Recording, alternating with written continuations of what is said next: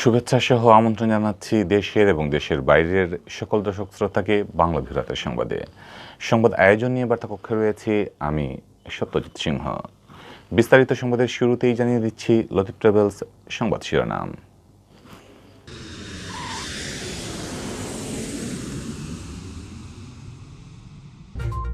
অনিয়মের অভিযোগ ওঠা ই-ভ্যালি, ই-অরেঞ্জ, ধামাকাসহ 10 ই-কমার্স প্রতিষ্ঠানের দায়িত্ব নেবে না বাণিজ্য মন্ত্রণালয়। আইন শৃঙ্খলা রক্ষাকারী বাহিনীর মাধ্যমে ব্যবস্থা নেওয়ার সুপারিশ।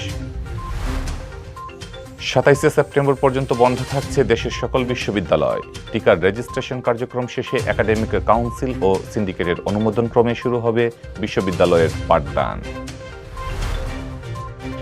তৃতীয় ওয়ানডেতে আফগান অনূর্ধ্ব 19 দলকে হারিয়ে সিরিজ নিশ্চিত করল বাংলাদেশের যুবারা। আইচ মোল্লার অনবদ্য সেঞ্চুরি।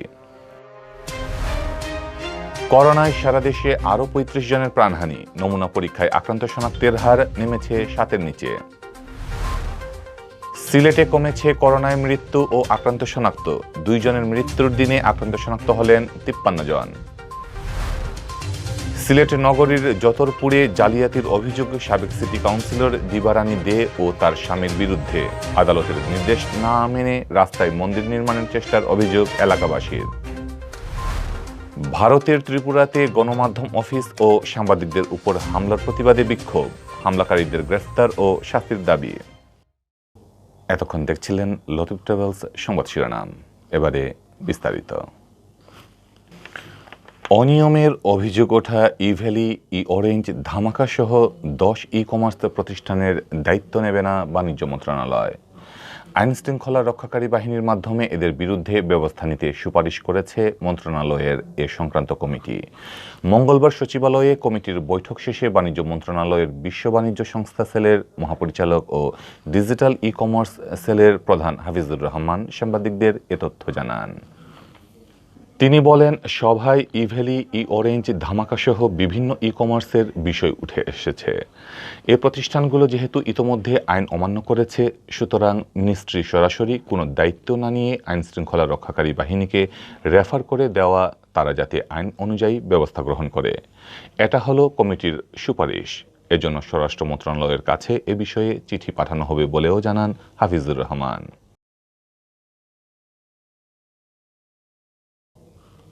সারা দেশের শিক্ষা প্রতিষ্ঠান খুললেও বিশ্ববিদ্যালয়ে পাঠদানের বিষয়ে এখনও সিদ্ধান্ত আসেনি। তবে শিক্ষা মন্ত্রণালয়ের সঙ্গে বিশ্ববিদ্যালয় মঞ্জুরি কমিশন, ইউজিসি ও উপাচার্যদের বৈঠকে 27 সেপ্টেম্বর মধ্যে শিক্ষার্থীদের টিকার নিবন্ধন শেষে কিছু ব্যবস্থা নেওয়া সাপেক্ষে বিশ্ববিদ্যালয় খোলা যাবে বলে সিদ্ধান্ত হয়েছে। সে হিসেবে 27 সেপ্টেম্বর পর্যন্ত বন্ধই থাকছে বিশ্ববিদ্যালয়। মঙ্গলবার শিক্ষামন্ত্রী ডক্টর দীপু মনির সঙ্গে বিশ্ববিদ্যালয়ের উপাচার্যদের ভার্চুয়াল বৈঠকে এ সিদ্ধান্ত নেওয়া হয়। বৈঠক শেষে ইউজিসি সচিব ডক্টর ফেরদৌসুজ্জামান জানান, 27 সেপ্টেম্বরের মধ্যে দেশের সব সরকারি বেসরকারি বিশ্ববিদ্যালয় শিক্ষক শিক্ষার্থীদের টিকার জন্য রেজিস্ট্রেশন কাজ শেষ করতে হবে। এরপর বিশ্ববিদ্যালয় কর্তৃপক্ষ তাদের একাডেমিক কাউন্সিল ও সিন্ডিকেটের অনুমোদন ক্রমে বিশ্ববিদ্যালয়ে পাঠদান কার্যক্রম শুরু করতে পারবে। তিনি সাংবাদিকদের বলেন, বিশ্ববিদ্যালয় চাইলে তাদের আবাসন হল খুলে দিতে পারবে, তবে সেক্ষেত্রে স্ব বিশ্ববিদ্যালয় ক্যাম্পাসে স্বাস্থ্যকেন্দ্র স্থাপন করে টিকা প্রদান কার্যক্রম শুরু করতে হবে। আগের সিদ্ধান্ত অনুযায়ী অক্টোবরের মাঝামাঝি বিশ্ববিদ্যালয় খোলার সম্ভাবনাই বেশি। বৈঠকে বিশ্ববিদ্যালয়ের শিক্ষার্থীদের মধ্যে জাতীয় পরিচয়পত্র না থাকায় যারা করোনা ভাইরাস প্রতিরোধী টিকা নিতে পারছেন না, তাদের জন্য একটি উদ্যোগ নেওয়া হয়েছে। এসব শিক্ষার্থীর জন্য বিশেষ একটি অ্যাপ তৈরি করতে ইউজিসিকে দায়িত্ব দেওয়া হয়েছে। এ বিষয়ে জানতে চাইলে ইউজিসির সচিব বলেন, যেসব শিক্ষার্থী জাতীয় পরিচয়পত্র না থাকার কারণে করোনার টিকা নিতে পারছেন না, তাদের টিকার আওতায় আনার জন্য ইউজিসি একটি অ্যাপ তৈরি করবে। সেখানে শিক্ষার্থীরা জন্ম নিবন্ধন নম্বর দিয়ে টিকার জন্য রেজিস্ট্রেশন করবে। এরপর ইউজিসি সেসব তথ্য শিক্ষা মন্ত্রণালয়ে পাঠাবে, আর শিক্ষার্থীদের টিকা দিতে ব্যবস্থা গ্রহণ করবে স্বাস্থ্য মন্ত্রণালয়। সভায় ইউজিসির পক্ষ থেকে জানানো হয়, পাবলিক বিশ্ববিদ্যালয়ের 39 লাখ শিক্ষার্থীদের মধ্যে 17,50,000 শিক্ষার্থী মঙ্গলবার পর্যন্ত সুরক্ষা অ্যাপে নিবন্ধন করেছেন। এর মধ্যে প্রথম ডোজ নিয়েছেন 4.5 লাখ শিক্ষার্থী। আর 2 ডোজ নিয়েছেন 90,000 শিক্ষার্থী। করোনা ভাইরাসের প্রাদুর্ভাবের পর 2020 সালের 17 মার্চে শিক্ষা প্রতিষ্ঠান বন্ধ করে দেওয়া হয়। 1.5 বছর পর রবিবার থেকে খুলে দেওয়া হয় প্রাথমিক, মাধ্যমিক ও উচ্চ মাধ্যমিক স্তরের শিক্ষা প্রতিষ্ঠানগুলো।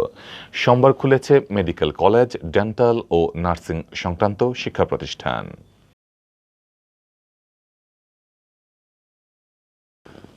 বাংলাদেশ সফররত আফগানিস্তান অনূর্ধ্ব-19 দলকে তৃতীয় ওয়ানডেতে হারিয়ে সিরিজ নিশ্চিত করেছে বাংলাদেশ অনূর্ধ্ব-19 দল।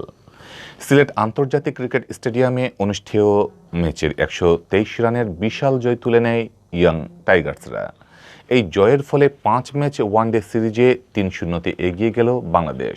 মোজাম্মেল হকের তোলা ছবিতে হাসান মাহমুদ শামীমের রিপোর্ট। সিলেট আন্তর্জাতিক স্টেডিয়ামের পিচ যেন আফগানদের জন্য এক ধাঁধার নাম। 3 ম্যাচ খেলেও এখনো পর্যন্ত এই মাঠে 150 রানের কোটাই পার হতে পারেনি রশিদ খানদের উত্তরসূরিরা। আজও সিরিজ বাঁচানোর ম্যাচে মাত্র 100 রানেই শেষ তাদের ইনিংস, যদিও লক্ষ্য ছিল মাত্র 224 রানের।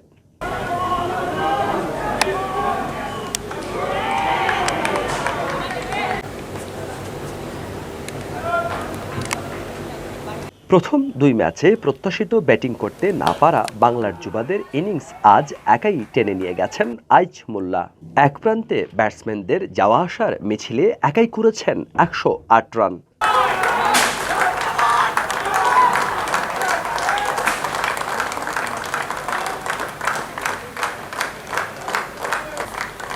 ওয়াও!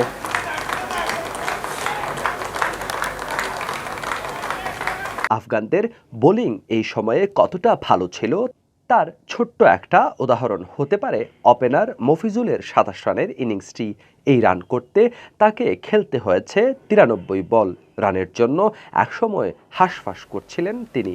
আর এক প্রান্ত আগলে রাখা আইজমুল্লাহ সেঞ্চুরি না করলে অল্প রানেই গোটাতে পারত বাংলাদেশের ইনিংস। শেষ দিকে আবদুল্লাহ আল মামুনের 20 বলে 32 রানের ইনিংসটি ছিল ম্যাচ প্রকৃতির একদমই বিপরীত। এই দুজনের ব্যাটেই মূলত লড়াই করার পুঁজি পায় বাংলাদেশ।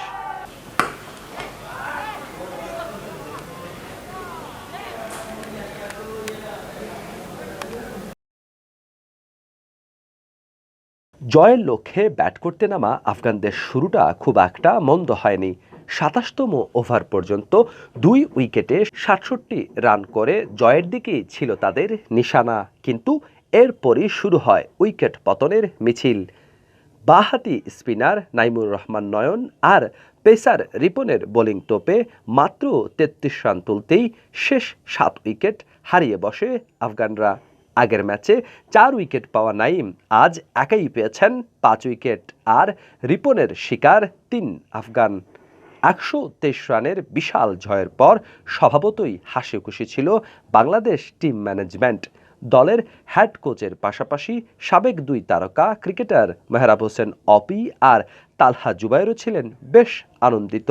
সিলেটের পিচে রান বন্যা না হলেও নিয়মিত জিতে চলেছে ইয়ং টাইগাররা, এতেই যেন খুশি সবাই। এই ম্যাচে যুব ক্রিকেটে 7 খেলোয়াড়ের অভিষেক করিয়েছে 2 দল। এর মধ্যে 4 জন আফগানিস্তানের আর 3 জন বাংলাদেশের। ম্যাচজয়ী সেঞ্চুরির কারণে ম্যান অব দ্য ম্যাচ নির্বাচিত হন বাংলাদেশের মিডল অর্ডার ব্যাটসম্যান আইচ মোল্লা। আগামী বৃহস্পতিবার একই মাঠে সিরিজের 4র্থ ম্যাচ খেলতে মুখোমুখি হবে 2 দল। হাসান মোহাম্মদ শামীম, বাংলাভিউ, সিলেট। করোনায় সারা দেশে আরও 35 জনের মৃত্যু হয়েছে। এ নিয়ে দেশে করোনায় প্রাণহানির সংখ্যা দাঁড়ালো 27,007 জনে। গেল 24 ঘন্টায় নমুনা পরীক্ষায় করোনা আক্রান্ত শনাক্ত হয়েছেন 2074 জন। নমুনা পরীক্ষায় আক্রান্তের শনাক্তের হার ছিল 7-এর নিচে। বিপরীতে গেল 24 ঘন্টায় সুস্থ হয়েছেন 3,735 জন। মঙ্গলবার বিকালে স্বাস্থ্য অধিদপ্তরের করোনা বিষয়ক বুলেটিনে এ তথ্য জানানো হয়েছে। বিজ্ঞপ্তিতে বলা হয়, গেল 24 ঘন্টায় সারা দেশে 31,724টি নমুনা পরীক্ষায় আক্রান্ত শনাক্ত হন 2,074 জন, যাতে দৈনিক শনাক্তের হার 6.54%। এ নিয়ে মোটে শনাক্ত হলেন 15,34,440 জন। শনাক্তের মোট গড় হার 16.49%।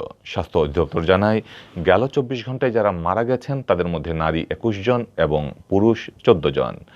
এদিকে গত একদিনে আরও করোনা থেকে সুস্থ হয়েছেন ৩,৭৩৫ জন। এ পর্যন্ত মোট সুস্থ হয়েছেন ১৪,৮৬,৬৬৮ জন। ২০২০ সালের ৮ই মার্চ দেশে প্রথম করোনা রোগী শনাক্ত হয়। এর ১০ দিন পর ১৮ই মার্চ প্রথম মৃত্যুর খবর আসে। কয়েক মাস সংক্রমণ ও মৃত্যুর হার ঊর্ধ্বগতিতে থাকার পর অনেকটা নিয়ন্ত্রণে চলে আসে। চলতি বছরের শুরুতে করোনা ভাইরাসের প্রকোপ অনেকটা নিয়ন্ত্রণে ছিল, তখন শনাক্তের হারও ৫% নিচে নেমেছিল। তবে গত মার্চ মাস থেকে মৃত্যু ও শনাক্ত আবার বাড়তে থাকে। জুলাই মাস জুড়ে পরিস্থিতি বেশি মারাত্মক পর্যায়ে থাকলেও সেপ্টেম্বর থেকে পর্যায়ক্রমে কমেছে মৃত্যু ও শনাক্তের সংখ্যা।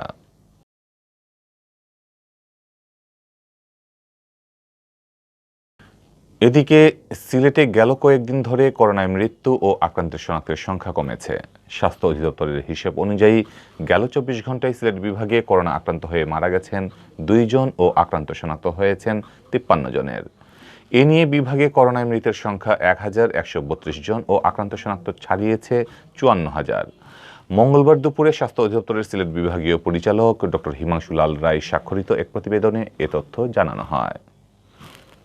প্রতিবেদনে উল্লেখ করা হয়, সিলেট বিভাগে গেল ২৪ ঘন্টায় ১,০৫৩টি নমুনা পরীক্ষা করা হয়।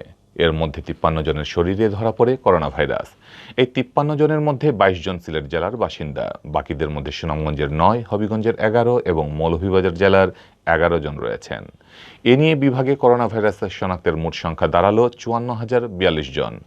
মোট শনাক্তের মধ্যে রয়েছেন সিলেট জেলায় ৩৩,২৭৫ জন, সুনামগঞ্জে ৬,২০৯ জন, হবিগঞ্জে ৬,৫৮৫ জন ও মৌলভীবাজারে ৭,৯৭৩ জন।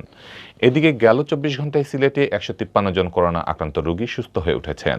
এ পর্যন্ত মোট সুস্থ হওয়া ব্যক্তির সংখ্যা ৪৬,৭৩৪ জন। গেল ২৪ ঘন্টায় বিভাগে মারা যাওয়া ২ ব্যক্তি সিলেট জেলার বাসিন্দা। এ নিয়ে বিভাগে করোনা ভাইরাসে আক্রান্ত হয়ে মারা গেলেন ১,১৩২ জন। এর মধ্যে সিলেট জেলায় সর্বোচ্চ ৯৪১ জন, সুনামগঞ্জে ৭২ জন, হবিগঞ্জে ৪৭ জন এবং মৌলভীবাজার জেলায় ৭২ জন মারা গেছেন। অপরদিকে গত ২৪ ঘন্টায় সিলেট বিভাগে করোনা আক্রান্ত হয়ে ১০ জন বিভিন্ন হাসপাতালে ভর্তি হয়েছেন। এ নিয়ে বিভাগের বিভিন্ন হাসপাতালে ২৩৪ জন রোগী চিকিৎসাধীন রয়েছেন।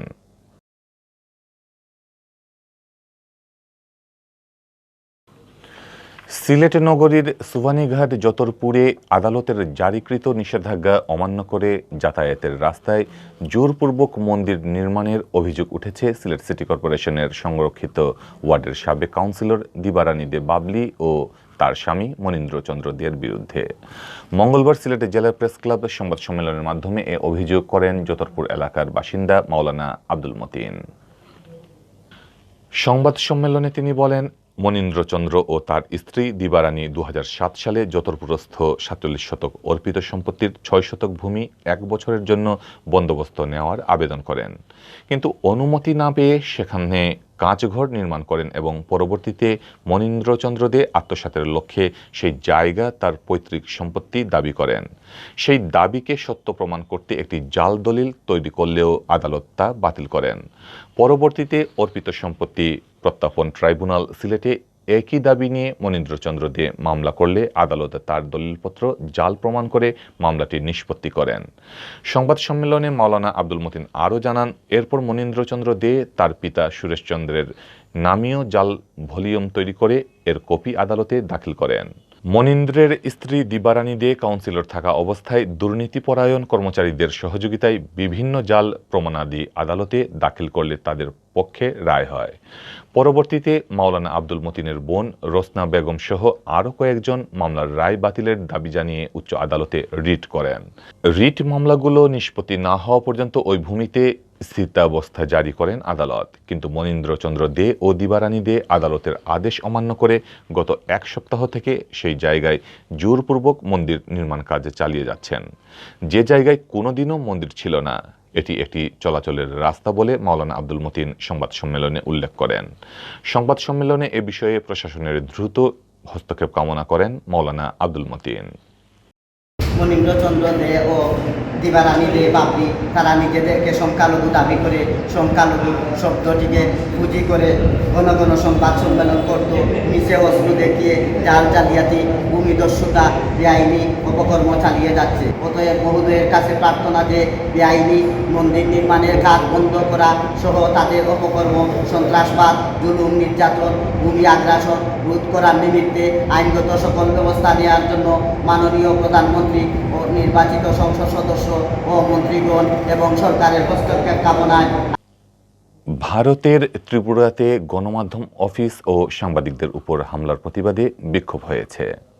হাইলাকান্দি জার্নালিস্ট ফোরামের উদ্যোগে জার্নালিস্ট ফোরামের জেলা কার্যালয়ের সামনে এ বিক্ষোভ অনুষ্ঠিত হয়। এতে ফোরামের কর্মকর্তারা হাতে হাতে প্লেকার্ড নিয়ে সাংবাদিকদের নিরাপত্তা নিশ্চিত ও হামলাকারীদের গ্রেফতারপূর্বক দৃষ্টান্তমূলক শাস্তির দাবি জানান। বিক্ষোভ সমাবেশে বক্তারা বলেন, দেশের বিভিন্ন স্থানে অনেক সময় সংবাদকর্মীদের উপর দুষ্কৃতিকারীরা হামলা চালায়। সংবাদ সংগ্রহ করতে গিয়ে সংবাদকর্মীদের আক্রমণের শিকার হতে হয়। বর্তমানে দেশের সাংবাদিকদের নিরাপত্তা প্রশ্নের মুখে। বক্তারা সংবাদকর্মীদের নিরাপত্তা সুনিশ্চিত করতে সরকারের কাছে জোরালো দাবি জানান। বিক্ষোভ সমাবেশে বক্তব্য রাখেন ফোরামের সহসভাপতি রজত পাল, সাধারণ সম্পাদক ইবাদুর রহমান মজুমদার, কার্যালয় সম্পাদক আহমেদ মুসা মাঝার ভুইয়া, সদস্য মুস্তাফা আহমেদ মজুমদার। অন্যান্যদের মধ্যে উপস্থিত ছিলেন ফোরামের সহ সম্পাদক মুক্তাজুর রহমান লস্কর, বিশিষ্ট সাংবাদিক রাহাতুল আক্তার বড় ভুইয়া, সদস্য সিপ্রিয়ান ডায়েস, সদস্য ফখরুল ইসলাম বড় ভুইয়া।